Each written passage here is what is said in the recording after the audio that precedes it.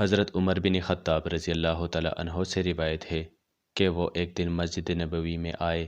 وہاں انہوں نے معاذ بن جبل رضی اللہ تعالیٰ عنہ کو دیکھا کہ رسول اللہ صلی اللہ علیہ وآلہ وسلم کی قبر مبارک کے پاس بیٹھے رو رہے ہیں۔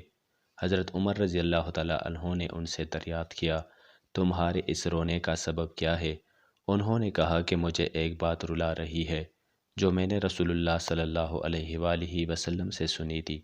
میں نے آپ سے سنا تھا، آپ صلی اللہ علیہ وآلہ وسلم فرماتے تھے کہ تھوڑا سا ریا بھی شرک ہے، اور جس شخص نے اللہ کے کسی دوست سے دشمنی کی تو اس نے خود اللہ کو جنگ کی دعوت دی، اور بے شک اللہ تعالی محبت کرتا ہے ان نیکوکار متقی بندوں سے جو ایسے چھپے ہوئے اور نامعروف ہو کہ جب غائب ہو تو کوئی ان کو تلاش نہ کرے، اور حاضر ہو تو کوئی ان کو دعوت دے کر اپنے پاس نہ بلائے۔